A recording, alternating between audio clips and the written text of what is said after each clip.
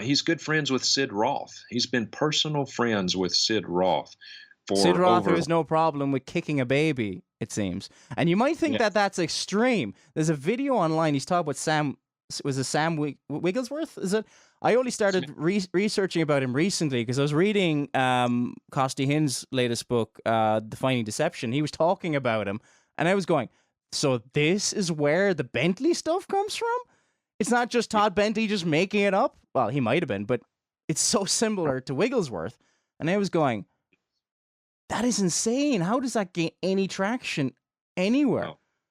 I know. Yeah, Smith Wigglesworth. You're exactly right. That was aired. I think it was February the 4th or 5th. I saw it. I was in my office and I just happened to have TV on and I saw this and Paul, my mouth just dropped. I mean, it's hard to get my mouth to drop as long as I've been studying this stuff. But I mean, even for me to see on live, well, I don't know if it was live. I guess it was recorded before, but see on television, Sid Roth actually reenacting Smith Wigglesworth throwing a baby, a 2-month-old baby, against the wall and then kicking it. Hello, Sid Roth here. Welcome to my world, where it's naturally supernatural. I have read of the great men and women of faith. One in particular intrigues me so much. His name, Smith Wigglesworth. He had some of the most outrageous miracles I ever heard of in my life. Let me give you one example. Some parents had a 2-month-old baby dying in the hospital. The parents kidnapped the child, took the child to a Smith Wigglesworth meeting, and Smith looks at the child, looks at the parents, and says, "Can I do what God tells me to do?" Well, what would you do if you were the parents? The child's dying anyway, right? He takes the baby, 2-month-old, throws the baby against the wall. The baby. Then the baby's on the floor. Have you ever seen someone play soccer? Have you ever seen them kick a soccer ball? He does that with the baby.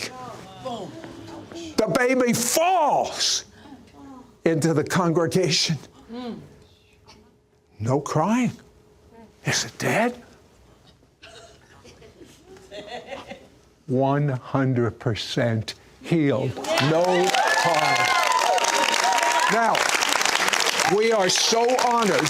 We have the great-granddaughter of Smith Wigglesworth, and she's going to talk when that same fire that was on Smith came upon her, and she says, if you will believe, she wants to release that same fire on you. Oh, yeah. In saying that, and everybody's applauding in the audience. Everybody's applauding, and I mean, it's just. I thought somebody would leave or something. I'm at a loss. I'm at a loss for superlatives to describe how shocking something like that is, and where is the discernment of people? How can any thinking Christian not be absolutely appalled at that? And Paul, that is, there are enough people out there in the charismatic movement who are so detached from reality that I have no doubt there will be people who see that and they're sitting at home on their couch, they're watching Sid Roth, and they see him reenact that, and they think, wow, well, my neighbor's kid is sick, and what God does for one, he'll do for all. That's a mantra you hear in the charismatic movement. Yeah. God told Smith Wigglesworth to throw a baby against a wall. Can you imagine what they're going to be responsible for in their utter foolishness? I know. And yet, as of this recording, Michael Brown, he knows about it because I sent him that clip, and he has yet to say anything publicly against it. I've just come to this conclusion. He has no interest. He's been sent things time and time again. Now, first, with certain stories over the years, I just thought, okay, maybe he's not seeing it. Maybe he's not seeing the clips. Maybe he's not seeing it. And, we can all have blind spots. Of course, we all have blind spots. But he's been sent so many clips. I've seen it time after time after time.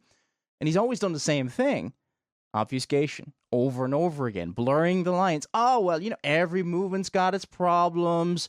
Everyone's attacking me on Twitter. I'm going to go on Twitter and read out all these, random stuff that we would even disagree with. People saying Michael Brown is Illuminati. I was like, why are you even reading this stuff out? And it's a serious issue.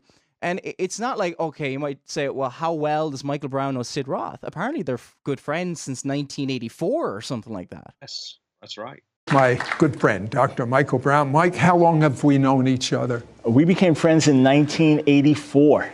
That's a long time, whatever that is. 33 years. 33 years. And